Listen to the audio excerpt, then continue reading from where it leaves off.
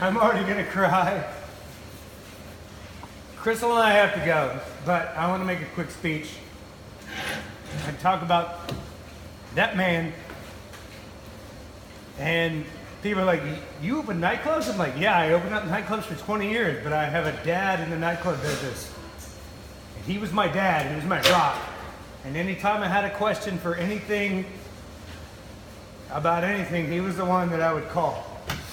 And people would call me and they would say, man, my sales, no, they're up, they're down. I'm gonna make 3 points that Bob always taught me. Bob would always come around to all of our registers and he would run an X. He would run a report, not a Z. A Z was at the end of the night. He would run an X. He would run a report of what the sales were for that hour, and he would do it every hour. And then he later told me, he goes, I wasn't doing that for analytics per se, because I was coming around to let you guys know that I was watching your ass. Right? We used to make these buckets at Baja. One time Bob caught me over pouring. He caught me over pouring a drink for a friend.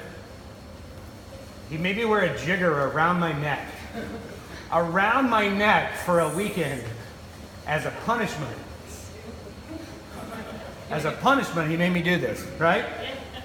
So whenever I went to make these buckets, which you would always over pour on, and Bob told me, over pour on the buckets, make a show out of it, right?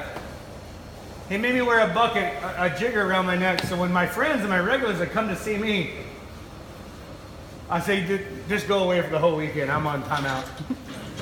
I'm on timeout. But there's 2 life lessons that man taught me.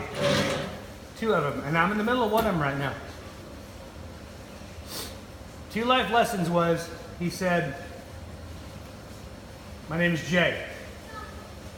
My government name is Jason, and he always referred to me as young Jason. He says, Jason, how big is your circle of friends right now? And this is back when I'm 27. He goes, how many people do you consider close friends? And I'm like, 100? You know, I'm a rock star, I'm a DJ. And after him, I opened up close to 90 nightclubs after him, thanks to his direction. He says, how many people are in your circle of friends right now? I said, 100? He goes, take my word, it's gonna get smaller and smaller and smaller. And right now, as I get to be 45, I can honestly say that the friends in my circle, 5 or 6, 4 or 5,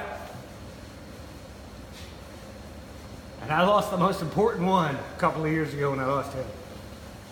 I miss calling him for advice. I miss calling him for anything. I just miss him. I really do. And the other thing that he taught me is that right now I'm in the middle of contract negotiations with 2 different jobs. And he taught me, no matter how much bullshit they're spewing to you about what they're gonna give you, and you know, in 6 months you're gonna get this. He taught me, Jason, the deal is only as good as it is that day. It's only as good as it is that day. And that's what I'm going through right now with my contract negotiations. And I'm walking into that meeting tomorrow morning with 2 current employers, with that advice and him in my pocket. And the deal is only as good as it is that day. It doesn't matter. And I miss him so much. I miss calling him so much. He was such a great man. And me, I ran nightclubs for 20 years. She was with me for a couple of those, but there's so many other nightclub people that he touched, and he was such a dad to. I have 3 people that I call a dad in my life. My dad, my adopted dad in Atlanta, and that man. He was a dad, and I hate that I'm crying right now, but I miss him so much.